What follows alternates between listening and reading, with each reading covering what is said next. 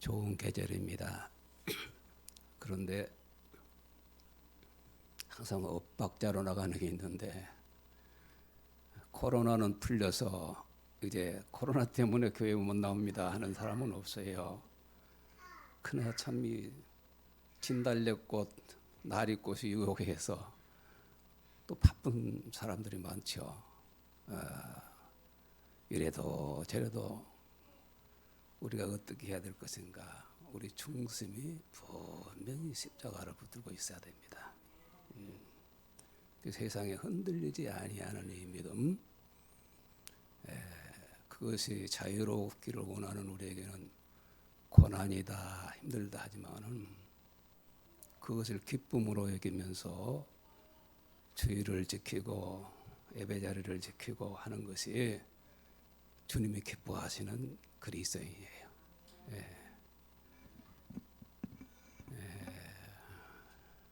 잠깐 기도하겠습니다.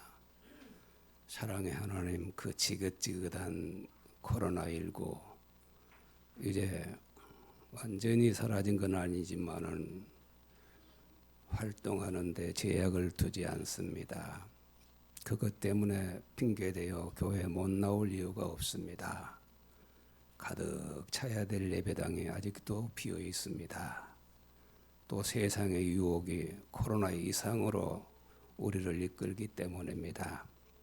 사순절에 우리가 어떻게 해야 주님이 기뻐하시는 믿음의 자리를 지키며 나아갈 것인가 고민하며 또 결단하는 귀한 시간 되게 하여 주옵소서. 우둔한 것 세우셨사오니 더디게 말씀할지라도 주님께서 성령으로 우리 듣는 귀에 기름을 치어 주셔서 은혜롭게 듣게 하시고 잊지 않고 신비에 새기는 은혜와 역사가 있도록 도와주옵소서. 예수님 이름으로 기도드립니다. 아멘.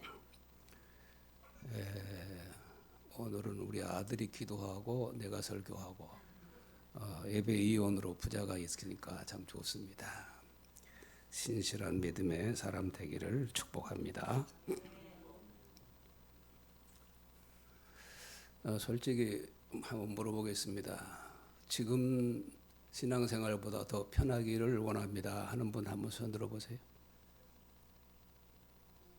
지금보다 조금 더 편했으면 좋겠어요. 이 시대가 어느 시대인데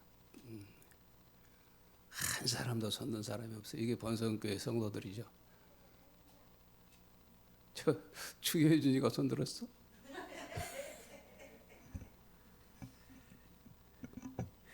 예준이가 손을 들어서도 신심이 깊습니다.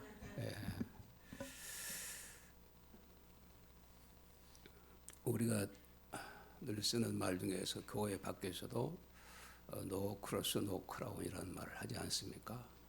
고난이 없으면 영광도 없다. 그건 우리 모든 생활의 진리인 것 같아요. 그러죠? 그러나 고난은 힘들어. 그 영광은 모든 힘든 것을 뛰어넘는 기쁨을 준단 말이에요. 이 두 가지를 비교해서 깊이 묵상하면은 우리가 단호히 고난도 달게 받는 그 믿음을 가질 수밖에 없는 것입니다.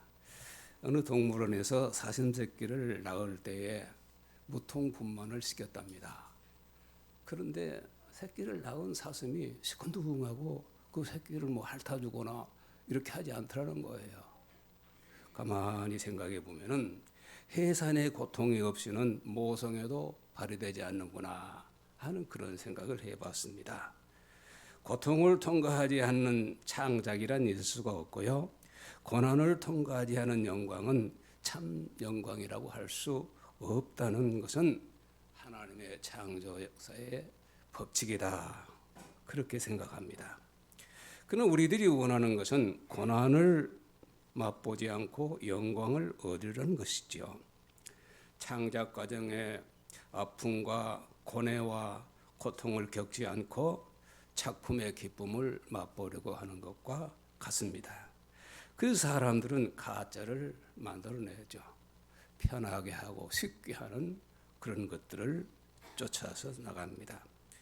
뼈를 깎는 고통과 피나는 노력 없이 쉽게 성공하려는 사람들이 참 많습니다. 특히 요즘 젊은이들 그렇습니다. 일자리 없다 하더라도 어느 일자리를 사람이 없어서 구인난 때문에 운영을 못할 그런 지경이란 말이고, 힘들고 더럽고 그러니까 안 가겠다 하는 것이 일자리 주지 않는다고 하고 성치는 젊은이들의 또 한 면이라는 것을 우리가 볼 때 참 서글픈 일이 아닐 수가 없습니다.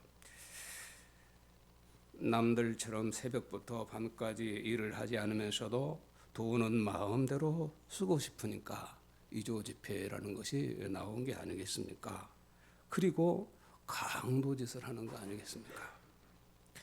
오늘의 이러한 사회 풍토는 신앙생활에까지 스며들어서 아주 쉽고 편하게 예수를 믿으려고 하는 사람들로 인해서 교회는 본연의 자리에서 자꾸 비껴가고 있지 않나 이렇게 생각을 합니다. 예수님께서 우리 죄를 대속하셨으니까 이제 우리는 믿기만 하면 된다. 어떻게 보면은 참 믿음 같지요. 그렇게 생각하고 아주 가볍게 힘든 것 없이 교회를 다니려고 합니다. 따라서 오늘의 한국교회는 예수 그리스도로 말미암아 오는 사자의 은총을 아주 대단히 소홀히 여기고 있는 것 같다라고 하는 겁니다. 이게 교회가 아니죠. 이건 사람의 하나의 모험에 불과한 겁니다. 독일의 신학자인 본헤퍼는 이런 교회 풍토를 날카롭게 지적한 바가 있습니다. 교회는 은혜를 싸구려로 파는 상품과 같은 것으로 생각하는가 하면은, 또는 무진장한 식료품 창고에서 물품을 털어오듯이 교회에서 은혜를 퍼내는 것으로 생각하고 있다. 대가는 주님께서 이미 다 지불하셨기 때문에 은혜는 공짜다. 대가를 이미 지불하신 예수님을 생각해서라도 우리는 무엇이나 공짜로 마음껏 누려야 한다. 그렇게 생각한다는 것입니다. 본헤퍼는 이런 은혜를 가리켜서 값 없는 은혜라 그랬습니다. 값 없는 은혜는 회개 없이 죄의 사유가 가능하다고 하는 설교이며, 교회의 규율을 무시하고 행하는 세례요, 죄의 고백 없이 베푸는 성만찬이며, 은밀한 참회 없는 면죄의 확인이다. 그는 그렇게 말했습니다.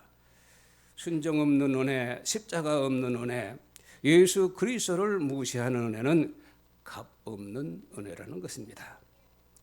한때 한국 교회들은 교인들을 대량 생산해냈습니다. 마치 조폐공사에서 화폐를 찍어내듯이 축복을 남발하면서 그 가치를 인정받지 못하던 것이 오늘의 교회에서 그 열매로, 아주 나쁜 열매로 드러나고 있지 않은가 그렇게 생각합니다.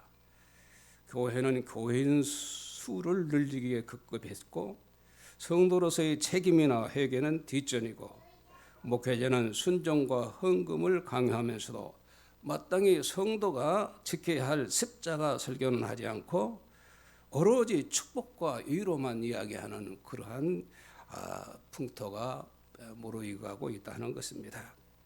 그래서 교인들은 점점 어떠한 책임도 지려하지 않게 되는 것입니다.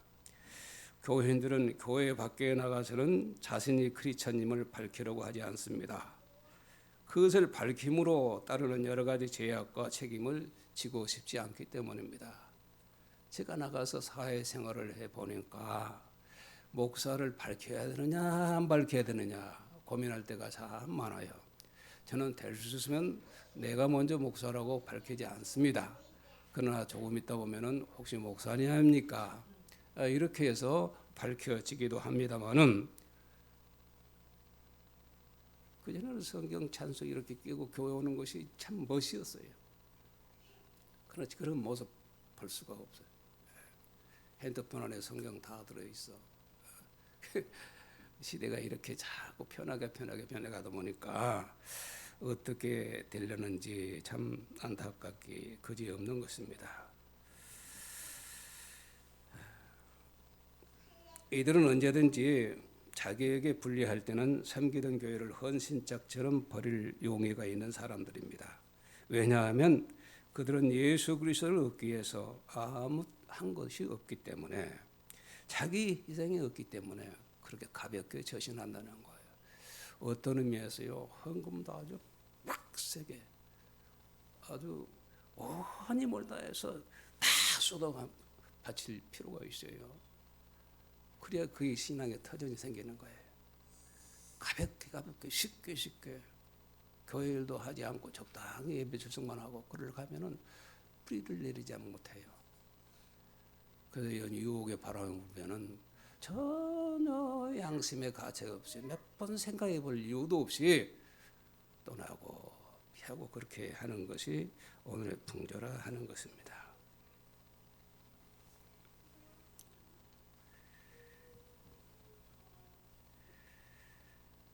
그들은 예수를 믿음으로 얻은 어떤 감격도 체험하지 못하고, 따라서 예수님을 위해서라면은 자신의 모든 것을 다 버려도 아깝지 않다 하는 이런 생각은 한 번도 해본 적이 없는 사람처럼 그렇게 행동을 합니다. 이런 교인들에게서 이웃을 위해서 자기를 희생한다든가 이 땅의 사회 정의 실현을 위해서 헌신한다는 것은 아예 이해할 수가 없습니다. 구축하고 있는 안정된 기반에 어떤 악영향이 미칠까 그렇게 생각하면서 처신하는 것이죠. 그런가 하면 어떤 성도들은 성령 체험을 통해서 방언도 하고 병도 고치고 귀신도 쫓아내기도 합니다. 그래서 누구보다도 예수를 잘 믿는 척 또 이런 생각이 그 마음에 자리 잡게 된다는 거예요. 그러나 그도 막상 그리스도를 위하여 고난을 당하는 자리에서는 뒷걸음질 친다. 그러니까 우리가 배우고 성경 공부하는 모든 것은 무엇으로 우리가 테스트가 되냐면 고난이요, 어려움이요. 배운 대로 그것을 뚫고 나가면은 제대로 배운 사람이고 실력 있는 성도입니다. 믿음이 신실한 분이에요. 그럼 배우기는 배워서 막상 이런 어려움 앞에서 피해가고 비껴가고 쉬고 하는 이것은 배운 대로 살지 못한 그런 부실한 믿음이다. 이렇게 말할 수밖에 없습니다. 십자가를 져야 할 자리에서 슬그머니 물러나 버립니다. 십자가를 져야 할 자리에서는 이미 예수께서 우리가 질 십자가를 지셨는데 왜 내가 다시 십자가를 짊어져야 한단 말이냐 그렇게 생각합니다. 주님은 제자들에게 당신이 많은 고난을 받으며 예루살렘에 가서 순환을 당하다가 죽을 것이다 그렇게 말씀하셨습니다. 그때 수제자라고 한 베드로가 탁 앞에 가로막고 절대 그럴 수 없습니다 하고 반대를 했죠. 여기서 베드로는 예수님의 말씀을 깊이 생각하기보다는 예수님에 대한 사랑을, 인정을 더 많이 나타냈습니다. 이는 그리스도와 자기의 안전과 또 열심 때문에 그 말씀의 뜻을 알아서 헤아리지 못하고 자기 감정대로 이렇게 말했다 볼 수 있습니다. 그것은 예수님의 반응에서 나옵니다. 예수님은 베드로를 꾸짖었습니다. 베드로를 향해서 사탄아 내 뒤로 물러가라. 모두 보는 앞에서 수제자를 사탄아 내 뒤로 물러가라 그렇게 하셨습니다. 네가 하나님의 일을 생각하지 아니하고 도리어 사람의 일을 생각하는도다. 예수 그리스도의 그 중심에는 뭐가 있어요? 이 세상에 오신 것도 고난 당하는 것도 제자들을 택한 것도 모든 것이 하나님의 뜻을 이루기 위해서라는 거예요. 지금 하나님의 뜻을 이루는 결정적인 그 여정에 들어가려고 하는 예수님에게 가로막고 반대하는 것은 네가 사람의 일만 생각하지 하나님의 일을 생각하지 않는다라고 책망을 하신 것입니다. 베드로는 이제까지 이처럼 심한 책망을 들은 적이 거의 없었을 것입니다. 오히려 베드로는 자신이 엊그저께 다메섹 도상에서 나를 누구라고 하더냐, 주는 그리스도시요 살아계신 하나님의 아들이라고 고백했어요. 그래서 예수님이 아주 기뻐하시고 축복하셨거든. 그래서 칭찬할 줄로 알았는데 이렇게 큰 책망을 받게 된 것입니다. 베드로는 하나님의 목적과 계획을 이해하지 못하고 말을 했습니다. 베드로는 앞으로 하늘나라에서 누릴 삶보다는 현세에 속한 것을 더 많이 마음에 두고 있었던 것 같습니다. 그렇습니다. 하나님의 왕국과 그 영광보다 사람의 일을 더 생각하는 것은 하나님 앞에 매우 큰 불경이며 모든 죄악의 뿌리가 된다는 것입니다. 그리고 그것은 예수님의 제자들도 흔히 범하던 일이었고 오늘 우리도 그렇다 하는 것입니다. 문제를 회피하는 것이 때로는 현명한 것처럼 보이지만은 우리가 주님의 일을 회피하면은 그것은 결국 어리석은 일이고 자멸로 가는 일이다 하는 것을 우리가 알아야 됩니다. 마가복음 8장 34절에 예수님께서 제자들에게 누구든지 나를 따라오려거든 편하게 즐겁게 오라 그렇게 말씀하지 않았어요. 그 지긋지긋한 십자가를 지고 나를 따라오라 그랬어요. 주님은 그렇게 말씀만 하고 마셨다면은 주님은 허풍쟁이요 거짓성이자입니다. 그러나 주님은 말씀하신 대로 그 십자가의 고난을 다 감당하셨거든요. 깨달은 것은 항상 뒤에서 하는 거예요. 더 멀리 사는 거예요. 사랑하는 여러분, 고난 없는 믿음, 십자가를 지리하지 않는 신앙이란 결국 알맹이 없는 쭉정이 같은 신앙임을 알아야 합니다. 그래서 예수님께서 산상보훈 말씀하실 때에 마태복음 7장 21절 23절에서 나더러 주여 주여 하는 자마다 하늘나라에 들어갈 것이 아니라 하늘에 계신 내 아버지의 뜻을 행하는 자라야 들어갈 것이라 했습니다. 그날에는 많은 사람이 나를 향하여 주여 주여 우리가 주의 이름으로 예언을 하고 주의 이름으로 귀신을 쫓아내고 또 주의 이름으로 많은 기적을 행하지 않았습니까? 그러나 그때에 나는 그들에게 분명히 말할 것이다. 나는 너희를 도무지 알지 못한다. 불법을 행하는 자들아 내게서 물러가라. 주님 말씀하셨습니다. 우리의 생각과 주님의 시각이 이렇게 차이가 있는 거예요. 우리는 어떤 능력, 어떤 대단한 것 이런 것들이 신앙의 표본으로 삼단 말이에요. 그러나 그 뒤에는 항상 유혹이 있습니다. 하나님의 말씀과 성령의 이끌림을 받지 아니하는 이 대단한 일들은 처음에는 그럴듯하지만 나중에는 허풍쟁이가 되고 만다 하는 것입니다. 하나님의 뜻이 이렇게 우리에게는 소중하다는 거예요. 전도를 다녀온 제자들이 주님 앞에 나와서 주의 이름으로 예언도 하고 기적도 행했다. 귀신도 쫓아냈다. 의기양양하게 보고 있습니다. 그러나 그 부분을 내가 가만히 묵상해 봤어요. 그들이 보고 속에 그리스도와 함께 고난을 당했습니다 하는 말이 없어요. 십자가를 졌습니다 하는 말도 전도 보고에는 없었습니다. 그냥 붕 떠서 대단한 일을 어떻게 내가 그렇게 했지? 그것만 지금 이야기하고 있는 거예요. 예수님은 아버지의 뜻을 행하는 자라야 하늘나라에 들어간다 하셨는데 하나님 아버지의 뜻은 바로 아들 예수가 십자가에 달려 죽으시는 거란 말이에요. 그 이야기를 할 때 가로막는 베드로. 그 베드로는 우리가 아닌가 이렇게 생각해 봅니다. 예수님께서 겟세마네 동산에서 기도하실 때 뭐라고 하셨습니까? 내 뜻대로 마시고 누구 뜻대로? 아버지의 뜻대로 하옵소서 그랬습니다. 한번 따라합시다. 내 뜻대로 마시고 아버지 뜻대로 하옵소서. 그렇게 하고 주님은 십자가를 지셨습니다.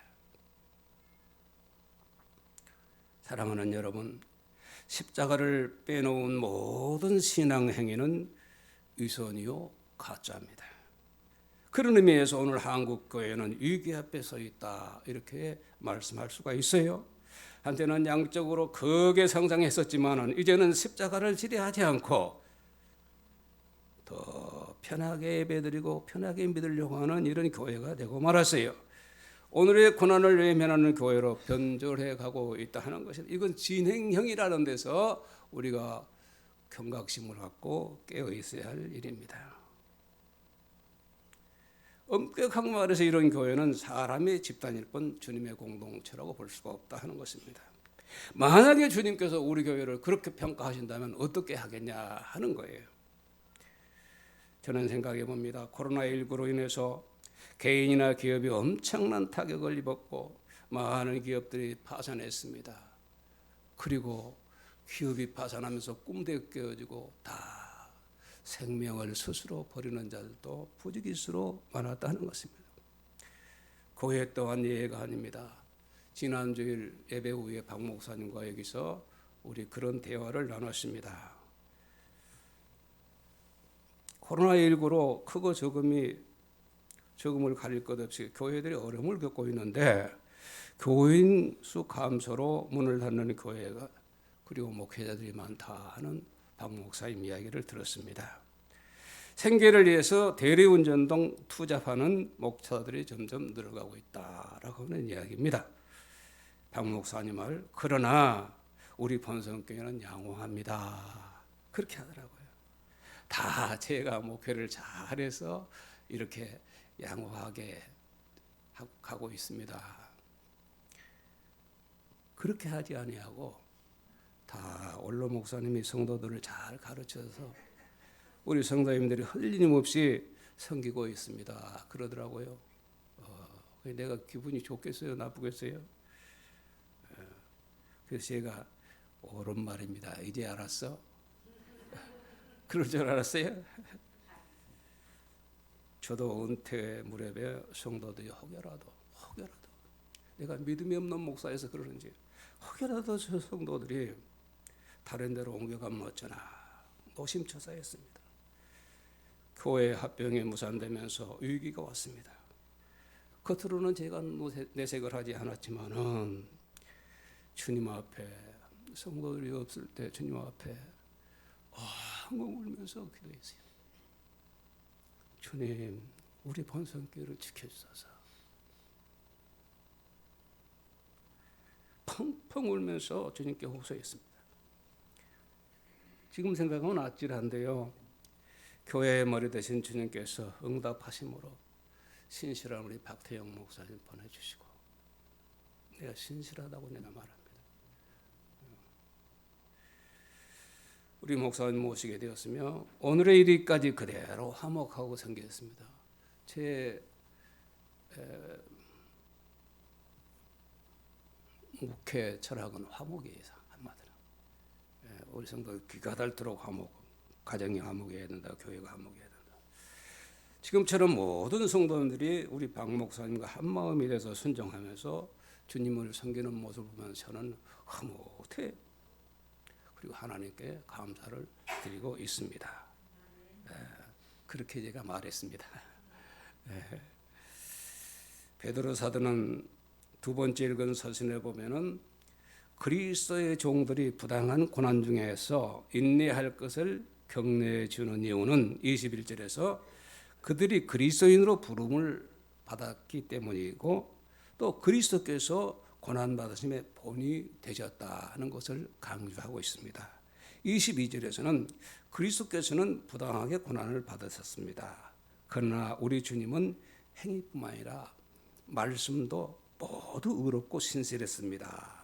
그렇게 고백을 하고요. 23절에서는 그리스도께서는 인내로서 고난을 당하셨습니다.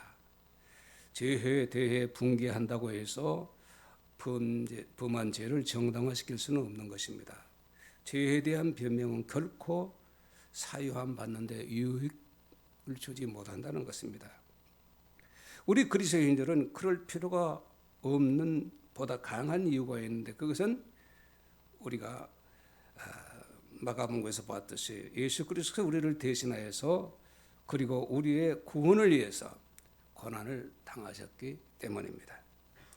그리스도께서 고난 당하신 사실은 우리가 세상에서 직면하게 되는 부당하고 지독한 고통이 처할 때에 우리가 넘어질 수밖에 없고 포기할 수밖에 없지만은 그러나 주님이 본을 보여준 그 고난을 생각한다 하면 또 그것을 생각하면서 우리는 잠잠하게 참아 이기는 그런 힘이 된다고 하는 것입니다. 그런데 어떻게 죄인인 우리가 후세에 말할 수 없는 축복을 가져야 될 이 생에서 당하는 조그만 유혹과 고난 그것을 감당하지 못하겠느냐 하는 것입니다. 예수님께서 고난 당하신 이유는 우리 죄를 담당하시기 위해서고 또한 우리에게 순종과 인내의 본을 보이기 위해서라고 베드로는 증언합니다. 예수님이 당하신 고난은 채찍으로 맞으시고 온갖 수모를 당하시며 끝내는 십자가에 죽으셨습니다. 이것이 예수님의 고난입니다. 얼마나 비참하고 굴욕적인 형벌인지 모릅니다. 사람으로서는 할 수 없는 짓을 우리 주님께 퍼부었었죠. 그들은 주님께서 십자가 고난을 당하심으로 우리의 죄짐을 대신 짊어지신 것입니다. 마치 석죄염소가 상징적으로 사람들의 죄를 머리에 얹고 멀리 내몰림을 당한 것처럼 우리의 죄를 단번에 담당하시고 세상 죄를 없애해 버리신 분이 우리 주님이십니다. 그 고난을 통해서 우리 주님은 이 엄청난 일을 하신 거예요. 누구든지 예수 믿으면은 다 죄의 짐을 전가한다는 말이 있어요. 내가 예수를 고백하면은 내 모든 죄, 그것 때문에 죽으신 예수님, 그 주님의 십자가에 제가 옮겨가는 거예요. 영적으로 그렇게 장치가 되어 있어요. 그리고 주님의 그 의로우심이 우리에 옮겨와서 칭의, 의롭다 인정을 받게 된다 하는 것입니다. 이 구원의 진리는 참 간단하면서도 들여다보면 너무 오묘해요. 이것이 하나님께서 우리를 사랑하시고 축복하시는 방법인데, 아들 예수를 고통당하게 하고, 그 고통은 내가 당해야 할 텐데 죄인이 당해야 되는데 대신 당하게 하고 대속이라고 하는 거예요. 그래서 우리를 구원하신 겁니다. 생각하면 아주 쉬운 진리지만은 여러분 깊이 생각해야 돼요. 하나님이신 예수가 죄를 모르는 예수님이에요. 사람이 당할 고통 중에서 가장 큰 고통, 우리가 가장 소중하게 생각을 하는 생명을 내버렸다는 거예요. 누가 그렇게 할 수 있겠습니까? 그래서 우리가 구원을 얻게 된 것입니다. 결코 값싼 구원이 아님을 아시기 바랍니다. 예수님을 희생시키고 우리를 구원하신 하나님의 그 사랑, 어디에도 견줄 수 없음을 우리가 믿어야 됩니다. 사도 바울은 이렇게 신앙을 고백했습니다. 나는 그리스도에 인하여 모든 것을 잃었고 모든 것을 오물같이 여겼습니다. 그것은 내가 그리스도를 얻고 그리스도 안에서 내가 발견되려 하는 것입니다. 할렐루야.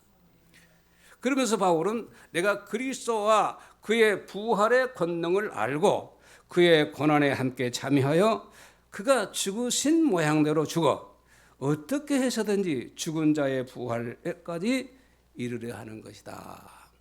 이것이 바울의 소망이라는 것입니다. 이 말대로 가면 우리가 그리스도를 따르려면 먼저 모든 것을 버려야 하고 그 다음에 고난에 동참해야 한다는 것입니다. 이런 의미에서 하나님의 은혜는 값싼 것이 아니라는 거예요. 내 모든 것을 다 드려야 되기 때문에 값싼 게 아닙니다. 하나님의 가장 소중한 아들을 희생시켜서 우리에게 주신 것 때문에 값싼 것이 아니라는 거예요. 교회 가고 싶은 생각이 안 들고 때로는 불순종하고 싶을 때 있어요. 그럴 때에 그래, 내 믿음이 값싼 것이 아닌데, 하나님의 은혜가 값싼 것이 아닌데 나는 좀 값싸게 내가 처신하려고 했구나, 그렇게 생각하시면서 돌이키시기를 바랍니다. 보네프는 말하기를 은혜는 인간에게 생명을 요구하기 때문에 값비싸고 동시에 인간에게서 생명을 선물하기 때문에, 인간에게 생명을 선물하기 때문에 은혜라, 그렇게 했습니다. 그랬습니다. 하나님의 은혜는 이 땅에 속한 우리의 모든 것을 요구하시기 때문에 비싼 것입니다. 또한 하늘의 새 생명을 우리에게 주시기 때문에 큰 은혜라 하는 것입니다. 베드로가 예수를 위해서, 예수님을 향해서 주는 그리스도시요 살아계신 하나님의 아들이라고 고백했을 때 그는 영광의 그리스도, 왕 대신 그리스도만을 생각했었습니다. 학자들은 그렇게 이야기합니다. 그러나 예수님은 그 고백을 들으시고 자기가 예루살렘으로 올라가 장로들과 대제사장과 율법학자들에게 많은 고난을 받고 죽음을 당했다가 사흘 만에 살아나게 될 것을 말씀하셨어요.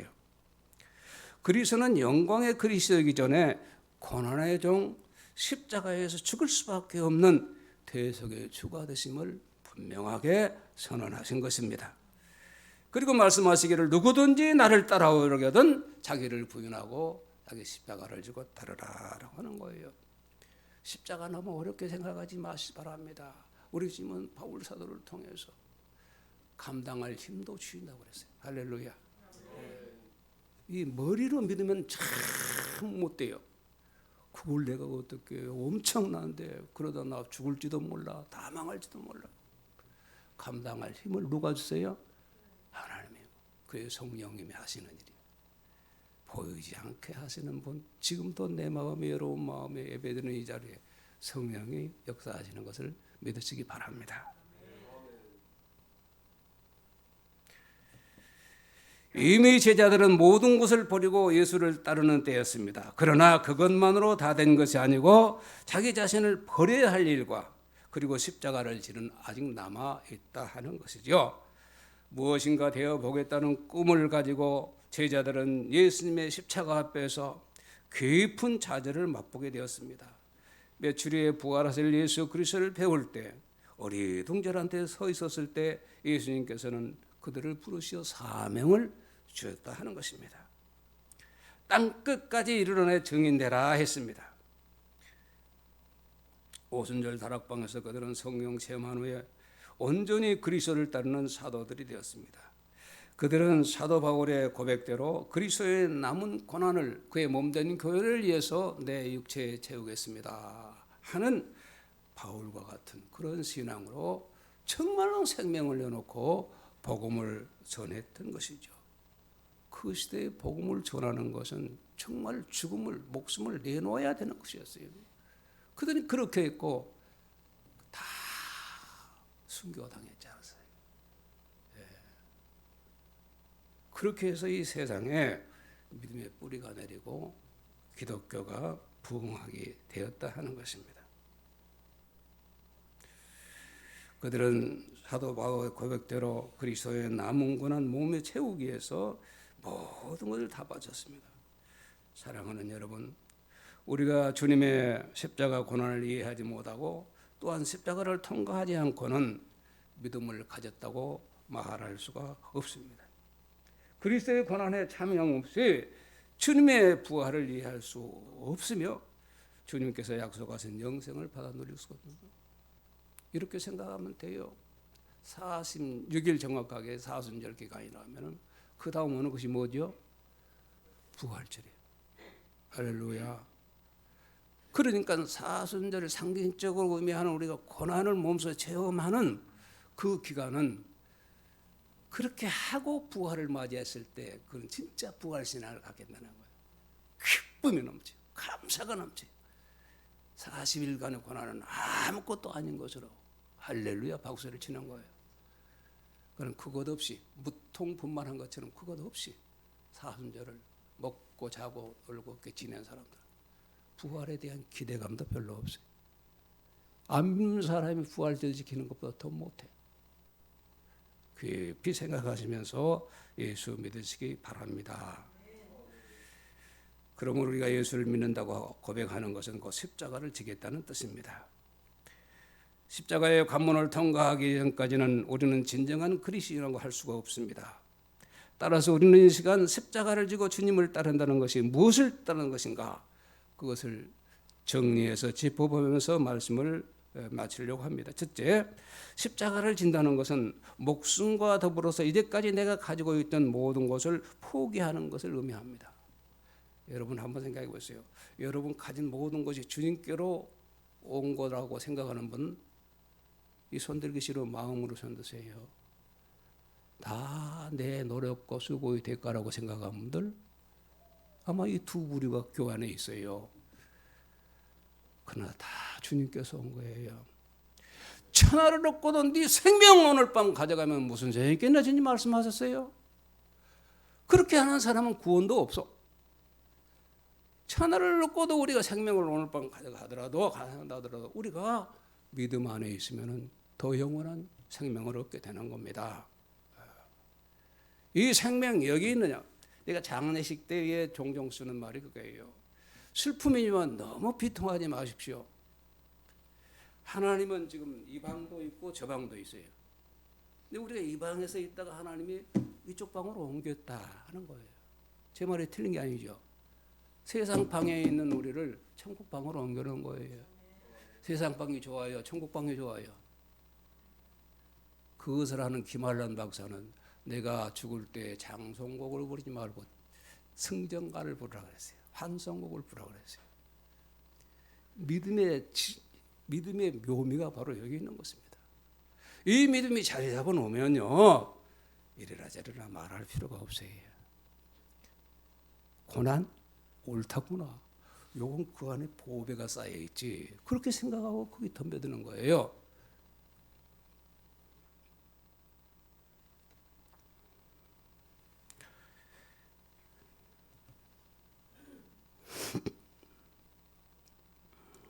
갈라디아서에서 예수 그리스도 예수에게 속한 사람들은 정과 자기 육신을 십자가에 못 박은 사람들이라고 했습니다. 이 십자가를 통해서 세상은 내게 대하여 못 박혀 죽었고 나는 세상에 대하여 못 박혀 죽였다. 그렇게 바울은 고백했습니다. 십자가 앞에서 이 세상에서 얻기를 원하던 모든 것과 이 세상에서 기대하던 모든 것, 심지어 자기 자신까지도 완전히 포기해버리는 것, 이것이 바로 십자가를 지는 것이라 하는 거예요. 엄청난 일 같지만은 정작 그 과정을 통과해놓고 보면은 새로운 세계가 나를 장악하기 때문에 감사밖에 나올 수가 없는 겁니다. 예수님도 십자가를 지시기 위해서 하나님과 동등됨을 버리고 종의 모습으로 이 땅에 오셨지 않습니까? 예수께서 십자가를 향하여 스스로 한 걸음씩 다가가셨듯이 이제 우리도 십자가를 향해서 스스로 목사님이 시키니까, 구역장이 시키니까 기도 자리 나오고 뭐하고 하는 것이 아니라 스스로 다가가기를 바랍니다. 이것은 누가 강요할 수 없는 것이고 자신이 결단해야 할 문제입니다. 제가 성경 읽자 해도 안 되더라고요. 강요로 들려요. 그러나 그 안에 예수 그리스도의 십자가의 은혜를 깨닫고 보면 성경 읽으면 안 돼 하고 해도 그 성경에 있는 것이 이것이 믿음이라는 거예요. 한 가지가 10가지를 말하고요, 10가지가 한 가지로 귀결되는 것이 신앙의 진리인 것을 아시기 바랍니다. 그냥 쉽게 슬쩍 자 좋은 대로 피하고 덮어두고 밀쳐버리고 그렇게 하기를 우리가 시작하면 안 돼요. 예수 바로 믿어야 됩니다. 우리가 예수 믿는 거 이 자리에 나온 거 그냥 뭐 때문에 나온 거예요? 한번 따라 합시다. 예수 바로 믿읍시다. 바로 믿는 것이 뭐예요? 고난당하는 거예요. 여러분 싫어하는 고난당하는 거예요. 그러나 주님이 본을 보이셨고 이것이 바로 구원의 유일한 길이라 하는 것을. 공로로 얻은 구원은 아니에요. 그러나 주님은 우리에게 이 정도의 결단은 요구하시는 거예요. 주님 아무 어르실 거 십자가를 지고 주님 그런 말씀 하실 수가 있습니까? 왜? 내가 할 말을 했지? 그렇게 하셨고 아는 사람들은 예 주님 감사합니다 그럴 수 있는 거예요. 예수 믿는 것 가운데서 십자가만 지라는 일이 없으면 내가 속이 시원하겠는데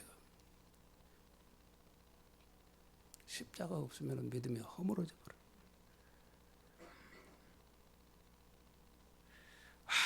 정말 너무 십자가를 진다는 것은 자유와 정의, 사랑과 평화, 복음을 위해서 헌신한다는 것을 말하는 것이 두 번째입니다.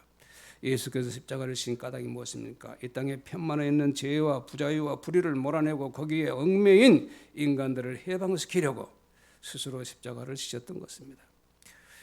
하나님과 인간 사이, 인간과 인간 사이에 막혔던 담을 허시고 거기에 사랑과 평화를 가져오게 하기 위해서 주님이 십자가를 지셨고 우리에게도 십자가를 지라 하는 것입니다.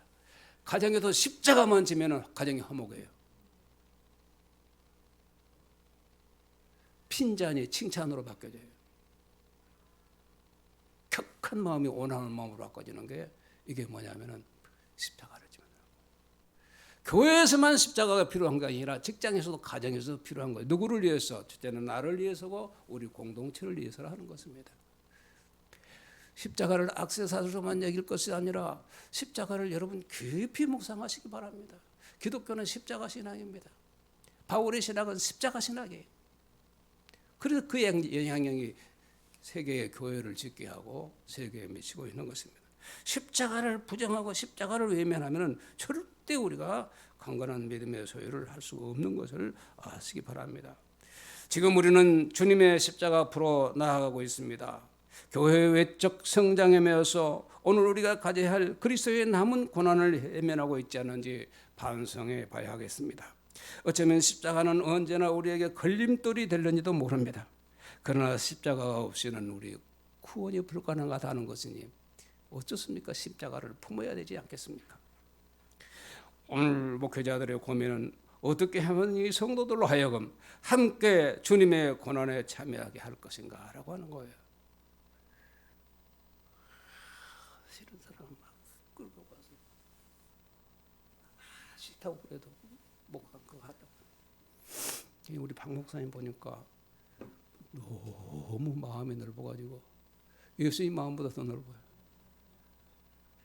안 하셔도 괜찮습니다. 집사람하고 저하고 하겠습니다. 그 말을 들을 때마다 아찔아찔해요. 정말로 집사람하고 둘이 할래요? 안 돼요. 안 돼.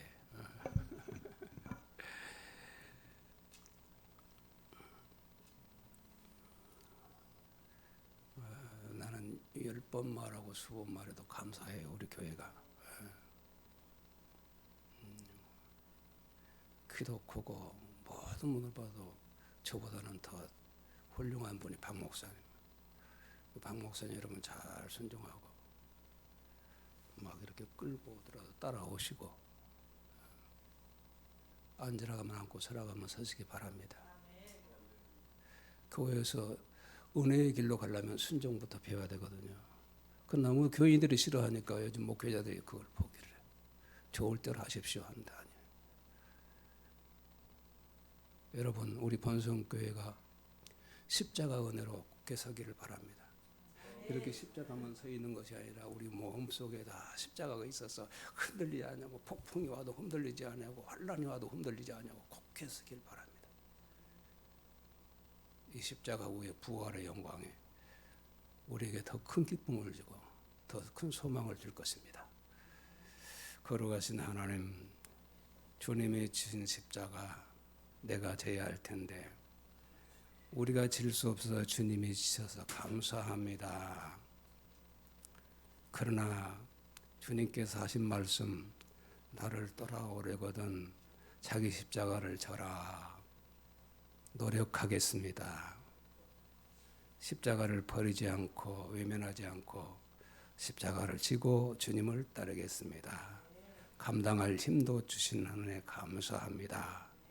십자가를 잘 가동해서 은혜도 권세도 능력도 축복도 더 누리는 우리 본성 가족들 되게 하여 주시옵소서. 예수님 이름으로 기도드립니다. 아멘.